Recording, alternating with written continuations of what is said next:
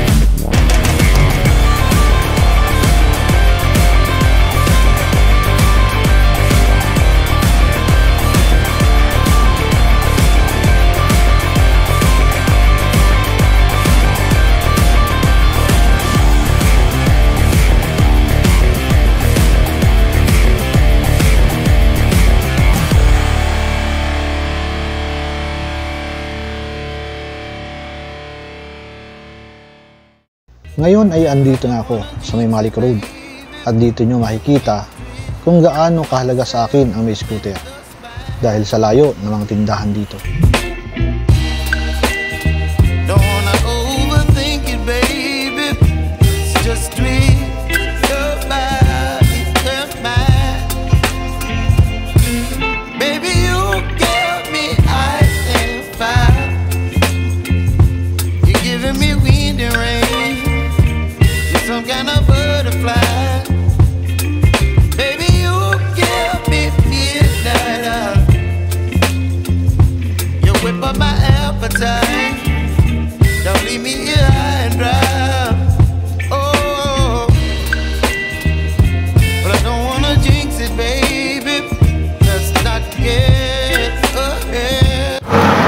So ngayon guys, nakalabas na naman tayo gamit itong aking scooter at meron lang akong bibilhin dito sa kabilang Asyati dahil bibili ako ng spray paint para dun sa basket na ilalagay ko dito. So yan, salapang kung marinig nyo,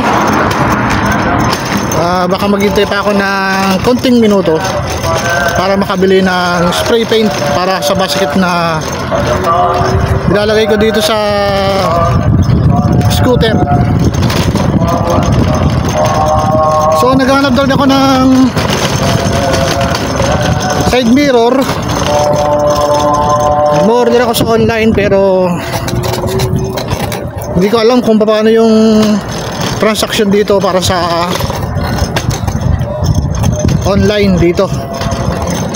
Dati nakatry na ako sa Amazon pero mas matagal sa Amazon eh. So yan guys, update ko kayo pag naroon ako sa may tindahan. Uy, may ginagawa pa rin ha.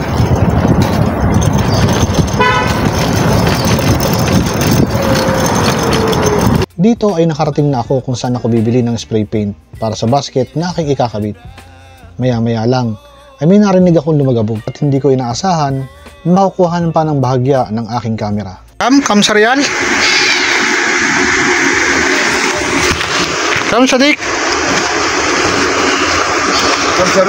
Kam sa Real. Oops! Ano malo ka sila? Suya.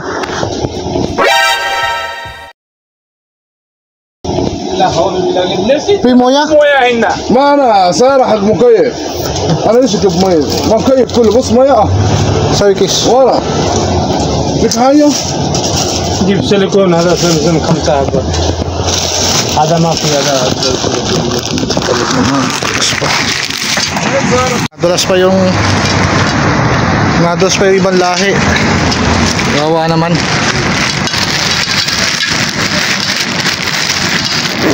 Basa kasi dun eh. Buti hindi siya na masyado nasaktan. So ayan guys, nakabili na ako ng ng spray paint kulay black para sa aking basket na ilalagay dito. Ito na nga pala yung yung aking pagkakabitan na bracket. DIY lang yung ginawa ko. Guys, DIY lang yung aking ginawa dito sa bracket na to. So kukulayan ko din yan para dun sa aking basket. Alright, so balik muna tayo sa bahay. So yan guys, ngayon ay pabalik na tayo sa bahay. At medyo malayo yung bilhan ko ng pintura. So gantong kalayo pagka meron akong kailangang bilhin.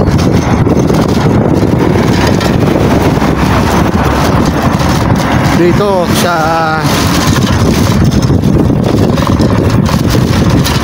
so ganito kalayo guys yung hindi scooter ko pagka meron akong gustong bilhin na gamit tulad itong pintura. Kaya mahalaga talaga sa akin ang meron akong gamit na scooter. Kaya talagang pasalamat ako at nagkaroon tayo ng budget para sa bagong battery.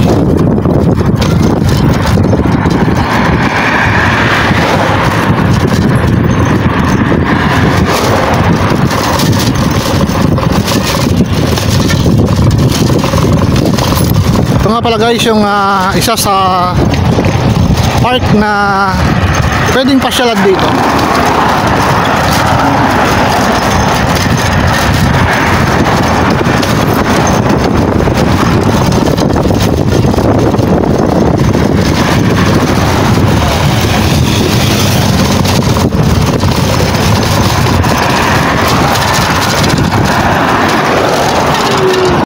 Dito ay tumigil muna ako at para naman ipakita sa inyo ang isang park na pwedeng pasyalan sa lugar na ito.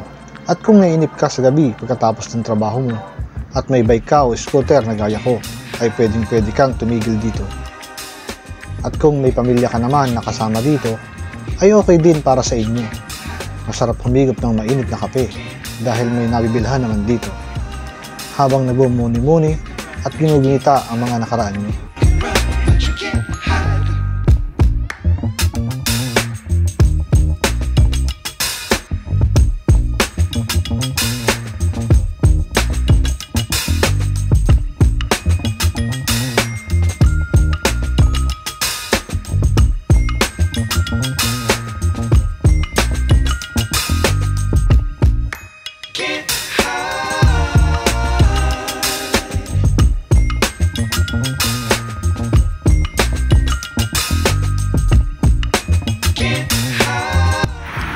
So yan guys, tumigil lang saglit ako dito sa isang park dito sa Shati, malapit sa Malik Road. Dahil nga bumili muna ako ng spray paint para dun sa basket na ilalagay ko. Yan, nakaready na yung bracket nya. So isprayan ko na lang, tapos pag natuyo ay ikakabit ko. So DIY lang yung ginawa natin guys kasi mahirap umorder dito. At yun nga, mas mahalaga sa akin yung may basket para lagayan ng mga bibilhin ko, lalo na sa groceries. Kaya makikita nyo, meron din mga bata rito na gamit yung kanilang maliliit na scooter. So yun lang guys, at maya maya lang ay babalik na ako dun sa bahay. Alright, nagpahinga lang ako na konting oras dito para naman kahit papaano ay may pakita ko sa inyo ang pwedeng pasyalan sa lugar na ito. Dito sa Asyati ay maraming mga libreng park na pwedeng tambayan at pasyalan na libre lang naman. Pwede kang magdala ng pagkain o magdala kahit sarili mong kape. para naman sulit ang pagtambay mo dito. Ngayon ay pabalik na ako sa bahay ng amo ko. At dito ay makikita nyo ang Malik Road. Kung dito ka rin sa Jeddah, ay malamang na pamilyar ka sa lugar na ito.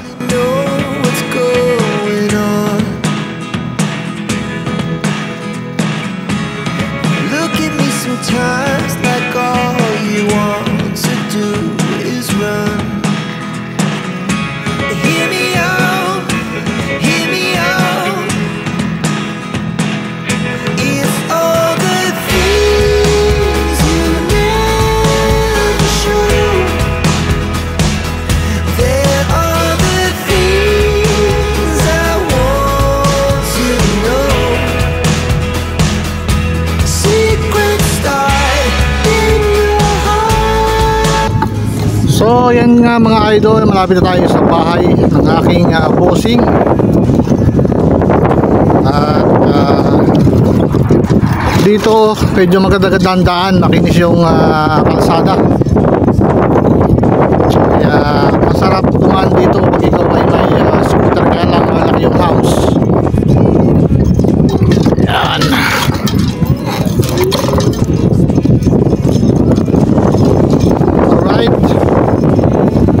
So yan guys, kung bago pa lang sa aking YouTube channel, please like, share, and subscribe.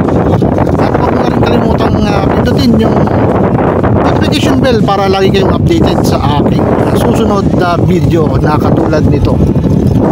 So yan guys, Richard Mix TV.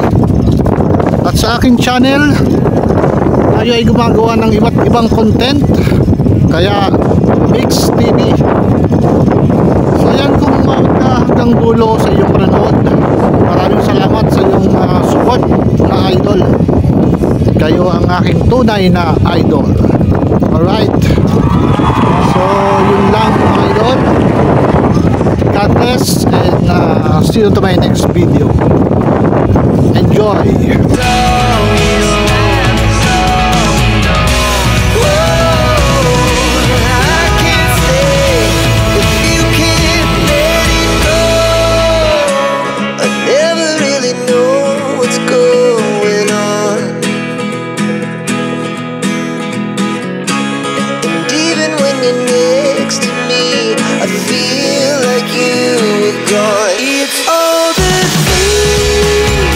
Pagkarating ko nga dito sa bahay ay napinturahan ko na yung basket at naikabit ko na rin sa aking scooter dahil quick dry naman yung spray paint na nabili ko kanina. At dito ay makikita nyo na bumagay pa yung pagkakalagay ko sa aking scooter.